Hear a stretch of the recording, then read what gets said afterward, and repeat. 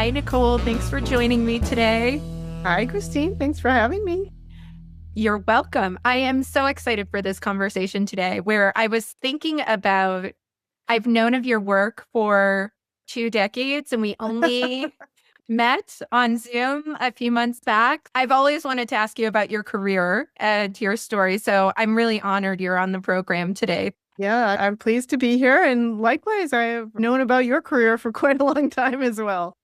Thank you, Nicole. And I had warned you going into these conversations, the hardest question I'll ask you is the first question, because it's asking you to take your entire career over the years and summarize for me and for us your journey. Yes, I guess my career journey actually, I didn't have very many jobs. So, from that point of view, it's not a very complicated journey.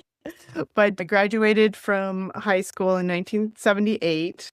And then I went to Brown University, where I stayed and I worked at Brown for 9 years after I graduated. And I helped to found a research institute there called the Institute for Research in Information and Scholarship, which was known as IRIS.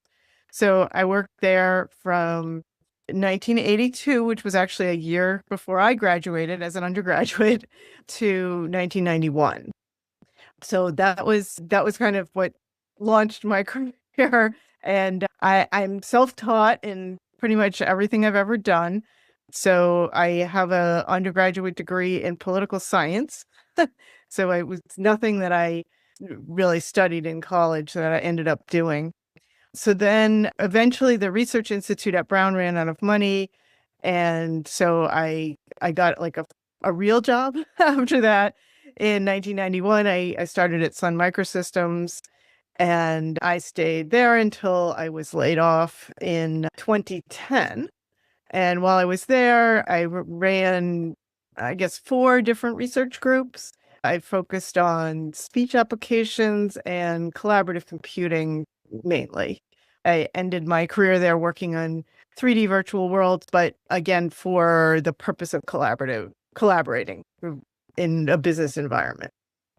And then I did a brief stint. I started a startup called Wonder Builders. I started that in 2010. The company closed in 2014. So about 4 years it did that. And in 2013, I started photographing my daughter's sporting events. So that was sort of my beginning of getting involved with photography, was just as a soccer mom, basically. And in 2014, also, my mother got sick, and that's when we closed our startup. And I was just photographing soccer, taking care of my mother. And I did a little bit of UI consulting work for a couple of years there. And then in 2016, I really started photography in earnest as a professional photographer. And I started a little company called Create with Photos. I think that's kind of it in a nutshell. Part of what I transitioned to in Create with Photos, I mean, I started as a professional photographer and kind of ended up more as a teacher. So at this point, I'm doing a lot of one-on-one instruction, teaching photography and photo editing. So Yeah. much to unpack here. And I'm taking Right. notes, Nicole. I'm wondering, when you were talking about studying political science in college and didn't take that track, can you speak a little bit to that? Do you have an intention when you were studying political science, and what shifted things? If Well, so, I had always been interested in traveling and Mm. foreign affairs and things like that. I was interested in the world, I guess, and it seemed like the thing to do. Mhm. I did an internship between my sophomore and junior year.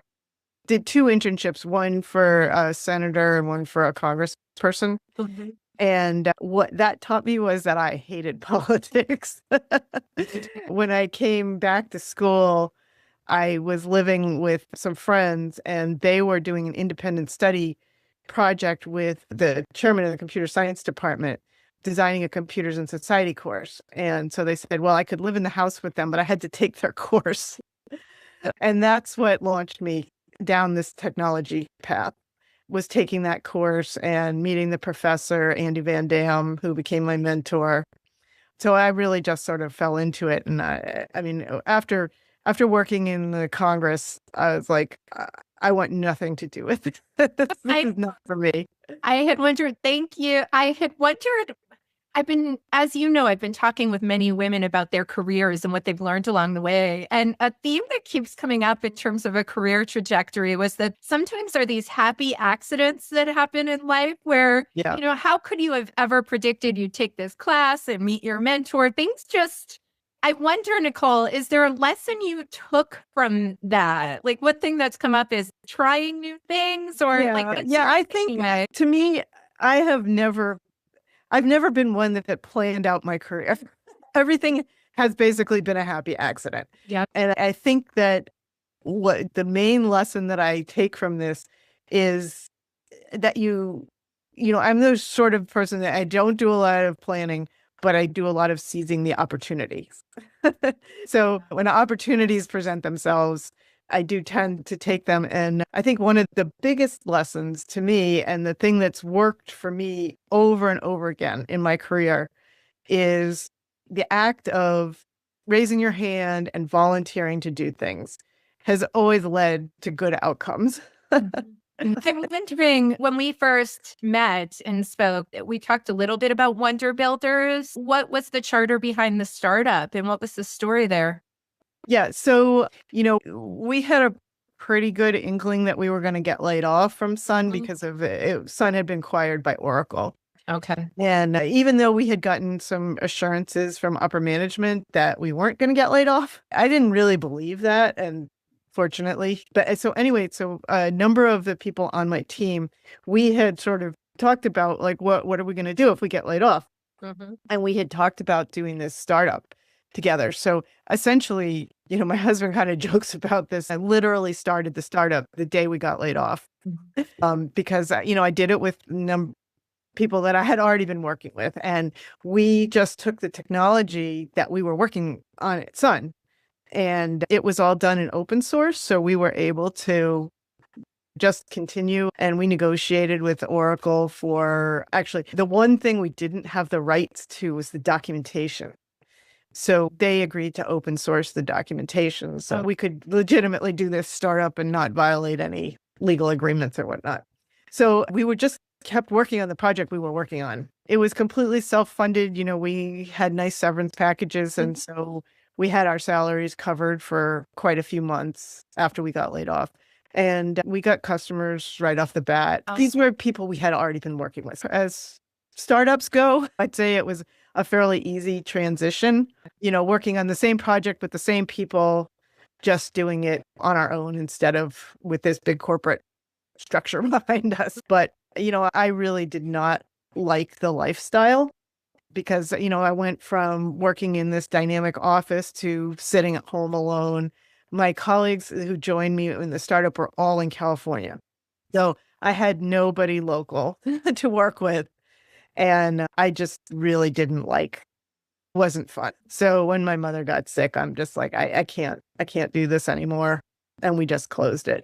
Okay. One thing that's been coming up, I've been speaking to a lot of women. How do we describe ourselves? Some of us will say mid-career, some of us will say senior career, whatever that really means. But it's been women who have been in the tech and business world for many, many years, and they're trying to figure out what's next, whether it's continuing along the same path or maybe pivoting to another area. I would love to hear your lessons learned. Can you share a little bit about that inflection point that you've experienced in your life and what was happening and how you got through it? Well, nothing was really planned. I just sort of thinking about what to do. When my mother was recovering from her surgery, I just felt like I couldn't look for a full-time job. She needed too much help. I needed something more flexible. The other thing was that after 4 years of doing this startup, my joints were in such bad shape. And, the doctor said it was because I was spending too much time sitting behind the computer. I needed something to do that did not involve sitting in front of a computer. And I had been doing photography, and my daughter went off to college, so I had way fewer kids' sporting events to photograph. So I took all these online photography classes. I went to, there was a startup in the Boston area called Pepper Lane, which is a platform for women-owned businesses. And I heard about it, and somebody encouraged me to go to a meeting. So I went to this meeting. I took my camera with me. I took photographs at the meeting. And then after the meeting, I sent the photographs to the woman who was the founder of the company who was running the meeting. And I said, thought you'd like these to have these. I really had no expectations, but she almost immediately turned around and hired me to do marketing photos for them and also to photograph their conference events. So it was like all of a sudden, I'm a professional photographer. That's a That was switch it. in identity too. I bring my camera to my son's sporting events. I haven't made the leap to becoming a professional photographer. There's something about you said, and I know it was a happy accident. It wasn't like, oh, I'm going to take photos for my Right. photography career. But I'm hearing a theme that you do take action, you do take opportunities, this notion of action. So even just the story of how did you have a professional camera when you first started going to your daughter's sporting events? Yes, actually, there had been a mom who was taking photos the year my daughter was a freshman, and then her daughter graduated. And my husband just went to Costco and he just bought a Nikon camera off the shelf and he says, okay, you're now the team photographer. And so I had no idea how to use this. And I took photos of their first scrimmage and every single photo was blurry. And I took like some days off from work and I consumed every sports photography video that the internet had to offer. I used my dog as the subject and I taught myself sports photography in 3 or 4 days. And so that was, I just did it because I wanted the kids to have the good pictures. So I had no intention of doing this as anything other than a hobby. And even taking the pictures at that event for the Pepper Lane people, it never occurred to me that this woman would offer me a job. Yeah. I really didn't go into it thinking that. I just thought, well, I thought it was a nice thing to do to support her effort. That was really what I was thinking of. This is was your husband the coach of the team when he said, okay, Nicole, you're the No, photographer? Oh, so he just said, okay, you're taking this on. yeah. He had coached her previously when Okay. but not in high school. They had a professional coach in high school.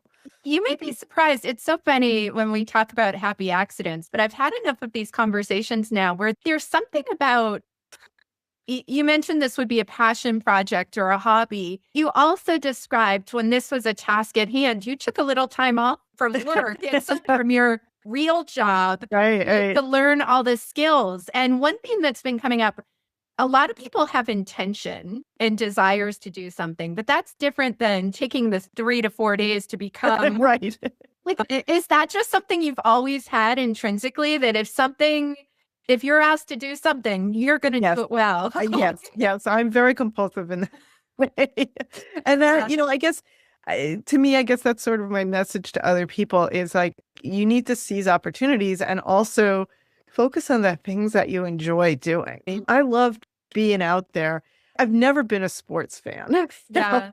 but it was my kid and I loved watching her play, but it really helped me to have a job. And I was there. It's like, it's hard for me to go to a sporting event and just watch it. But to go to a sporting event and photograph it gave me something to do. It gave me a reason to interact with the kids. And, it was a great experience and really enjoyable. And so it was something I decided, I could do more of this even when she's gone. And just photographs make people happy, and I photograph a lot of events as a volunteer. And I love just giving the pictures to people and having them remember the event and feel good about it. I'm wondering, there's a very different identity associated with being a professional photographer versus your career in tech is building research teams. And are you missing your career in tech? And if so, in what ways? Yeah, yes and no. Honestly, the thing that I miss the most is lunch. I had these amazing colleagues at both Brown and at Sun, and we'd always have lunch together. And, they were just the most interesting, well-educated, knowledgeable people. And it was just that kind of social interaction is really the thing that I miss. In terms of the technology itself, honestly, there's not that much difference between photography and the tech field. I mean, in my job, where I was doing research, we're constantly learning new technology. I found that I was able to leapfrog a lot of people who have been doing photography for years and years because of my ability to learn new technology really quickly. Mhm. And I teach photo editing. So in my tech career, I did a lot of image editing and graphic design and used all the tools basically that I'm using now for photography. I use them in a different way, but still learning them for me was much easier than it is for a lot of other people. There's not Great. that much difference in it. In fact, I just worked on a project with this other guy, fellow photographer, who he had worked for a company called Pixel Stick inventing this light painting tool. Mhm. And so he and I have been collaborating on doing some light painting sculpture installations Oh, at the wow. Lexington Arts and Crafts Society. And I feel like working with him is a lot like working with my gang, back at Sun. Um, It's really, I appreciate hearing that perspective, Nicole, because one thing that's been coming up when I'm talking with women who are thinking about big, massive pivots, yeah. what we actually start talking about is possibly having a mindset shift and reframe where if we look at your career trajectory going from big tech and Yeah. Sun to professional photographer, from the outside, it's like, oh, massive, massive Okay. pivot. But the way you were sharing the story and what we talk about, what I talk about with these women, it's oftentimes taking skills and talents and zones of genius that you cultivated for years, but bringing it to a new area. And it very much sounds like did you view this as a huge pivot or just taking skills and using it elsewhere? Yeah, no, it didn't feel like a huge pivot. What I loved about my job and what I love about photography is that I get to learn something new just about every day. I'm constantly learning, I'm constantly improving my skills or learning some new piece of technology or whatever. And with AI, oh my gosh, I mean, the field is changing almost overnight. The things that you can do with the photo editing. So I follow all these photography technology blogs and video YouTube channels and whatnot. Honestly, it really doesn't feel that different what I'm doing. And also, my clients discover pretty quickly that I have good technical skills. Yeah. And so I end up being kind of their IT support as well as their photography instructor. Is that what you want to be doing? No, that is not what I want to be doing. And I tell them that, but I do it anyway because I feel like if their computer system gets screwed up, then it's going to impact their ability to edit their photos. So I'd much rather help them out a little bit in that regard. If they need like major help, I'll try to find somebody else to do it. But I like to get everybody a good backup system and make sure their software's updated and things like that. So I do like little IT chores with them. Can I I'm, ask you too? Like, I'm really interested in your perspective. It's a little bit of a departure from talking about career pivots for yeah. women, but I'm really interested in your expertise as a technologist and what's happening in the AI space and photography, and some background and context, Nicole, there's some people back in the product UX world where they're saying there's so many opportunities with AI. There's other pioneers from the UX product world saying, I guess your lens It's not from a fad. It is not a fad. They're they're wrong. Yeah. they're living in a world of illusion if they think that AI is changing everything. I mean, it's a game changer. There's no doubt in my mind. I mean, I use Chat GPT every day, and it's amazing. It's an Yeah. amazing tool. But in terms of photo editing, what you can do today is dramatically different than what you could do a year ago, even. They're applying AI to everything. It's really a game changer. There's no going back. I'm using it for more and more things, but I started out with the thing that I struggle the most with in my photography is naming my photos. Okay. I have, like all my photo names are just like really boring. Purple flowers and mountains. I Mhm. call it something like this. And so I just type in the description of my photo. I say, I need a name for a photo. And, it shows a scene in Canada with purple flowers in the foreground and beautiful mountains in the background. Can Mhm. you suggest some names? And I get a dozen names to choose from. And I often don't pick one of those dozen names, but it like gets me thinking Yeah. along those lines. And so it's been so helpful for me. And I actually find like now that I've been using it, I'm getting better at coming up with names Yeah. that a little bit more evocative than purple flowers and mountain. Yeah, absolutely. You've described the role models and mentors and supportive managers you had along the way in your career. I first reached out because I was interviewing Jen McGinn. Yeah. And during the course of our conversation, she spoke so highly of you and your expertise and how you were there for her early in her career. And now she looks through an experience like that to give back to others in her career. And I'm curious, what was your lens about being a role model and mentor? Was it because of the support you had you wanted to give back, or is that just who you are? I feel like partially it is just who I am. I mean, I've always really enjoyed having interns and, it's very kind of Jen to say that. But, and I feel like people like Kate Ehrlich, was so kind to me, when I first got to Sun and really helped me in that transition my first year there.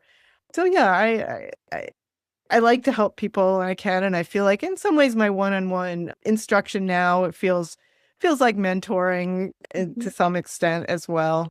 I had wondered about that when you were saying you're in your photography career, you have been shifting to teaching and instructing and mentoring. Sounds like yet again, it's taking a skill and talent and something you love and bringing it to this new area. Before COVID, I was doing a lot of event photography and some portrait work, and then that just shut down really at Mhm. COVID. So I needed to do something else. I do quite a bit of volunteer work. I'm on the board of the Lexington Arts and Crafts Society, and I started off helping them kind of transition during COVID to all the gallery shows to putting them online. So part of what I did was I helped all of these artists figure out how to photograph their work. I started teaching people to do that. And then I realized, well, I really enjoy this kind of teaching. And so I just sort of pivoted to that. I had no choice. I couldn't continue with the event photography because that just wasn't happening during COVID. I had wondered, Nicole, one thing that's been coming up, and it seems like you're very much a natural connector with people. You mentioned favorite part that you're missing is lunch and being with Yeah, your colleagues. I have talked with people who are trying to figure out, not necessarily pivoting, but growing in their career and looking for role models and mentors. And it's not necessarily going up to someone and saying, will you be my mentor? Not, right. do you Right. have recommendations for people who do want to be Yeah. connecting more and find people to learn from? Yeah. I mean, I guess the best I can say is that if there are people who you admire and want to interact with more, the best thing to do is to volunteer to help them with something. Most people will take you up on that. And also, there's a lesson that I learned really early on in life from my father. He did public opinion polling and market research, and he would always tell me, he said, if you take a genuine interest in somebody and you ask them questions about themselves or about their work or the things that they care about, they're going to respond well to you. People will answer those kind of questions. And so I think that's has been very valuable advice in terms of how do you get these people who you might want them to pay a little more attention to you to pay attention. And it's really by being genuinely curious about them and their interests.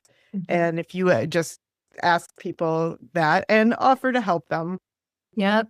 that I they're likely to respond well to you. appreciate that too. And what speaks to me is what you were saying, Nicole. It's genuine curiosity, and a lot of these conversations may start for people looking for mentors or coaches.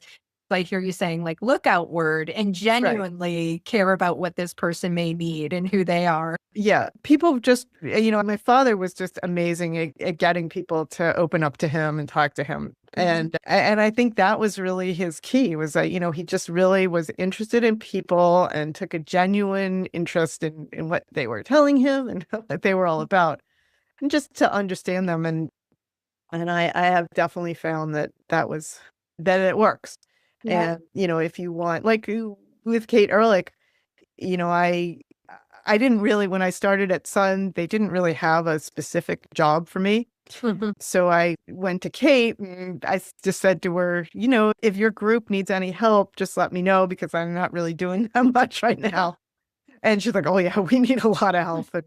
And so for like a year, I I just helped out on projects that they needed help with. There's a theme. And I think when we put this out here, Nicole, seize opportunities. There's a theme here.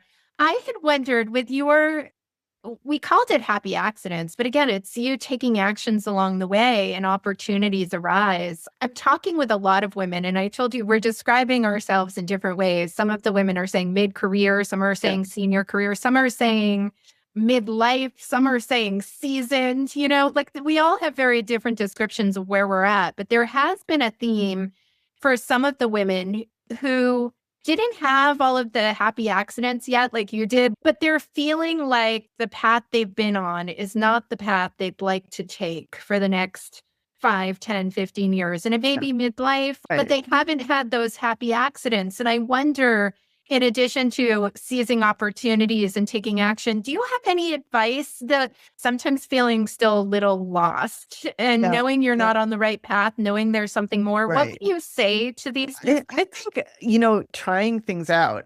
Again, volunteering is really powerful. Find some nonprofits are in such dire need of people who are, competent, I guess.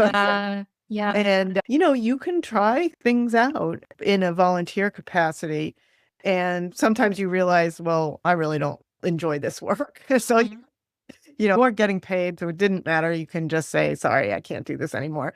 Yeah. Sometimes my husband, when he lost his job, he volunteered at this nonprofit to wire the schools for the internet, and they hired him.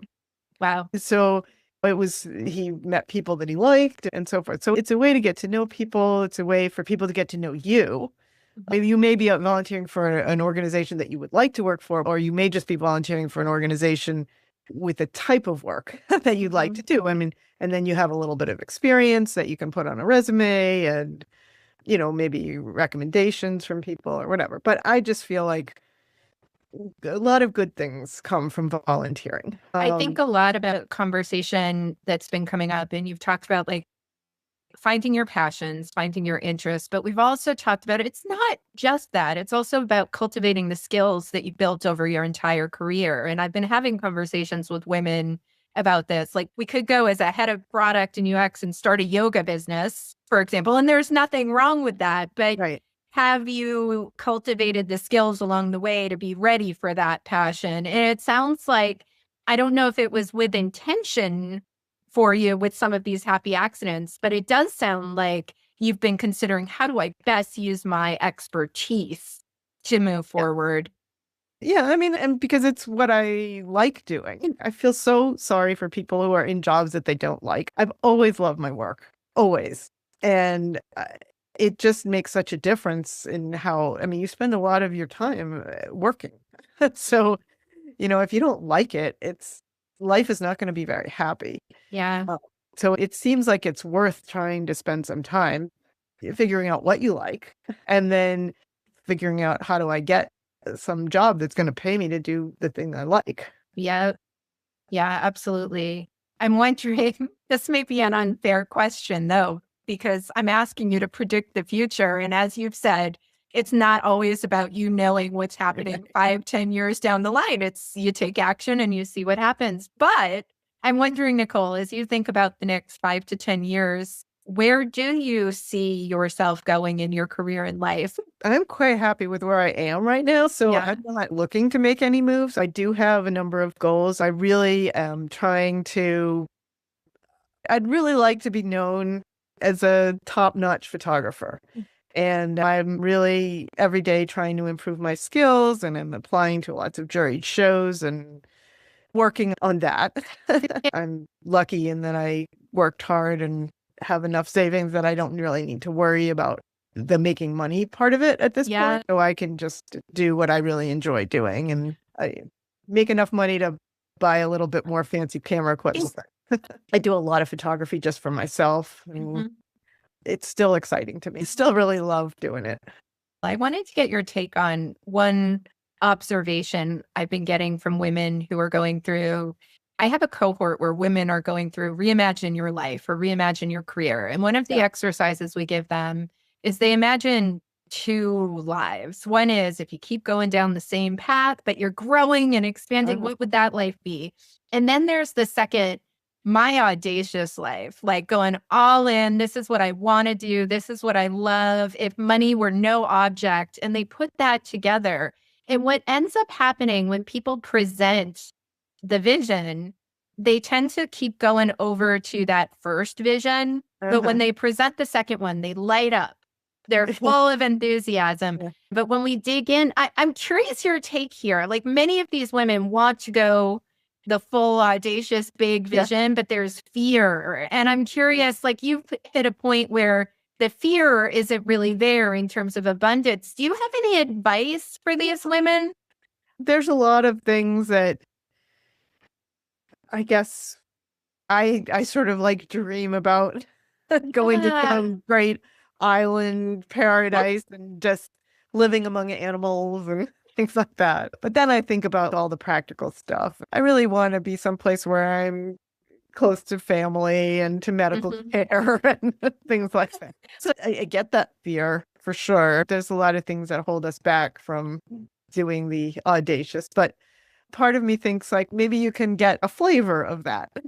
Do it for a month, not Mhm. not think about it as like I'm going to actually move my whole life to the South Pacific. But maybe I Absolutely. could spend a month in the South Pacific and do that. So I think it's great to envision what that audacious thing is and then try to figure out, can you have a little bit of both worlds? Nicole, thank you so much for the time today. As I mentioned, I was so looking forward to this conversation. And I think my listeners, well, no, I know they'll get a lot of value from your story as well. So thank you so much. Well, thank you. I really enjoyed it.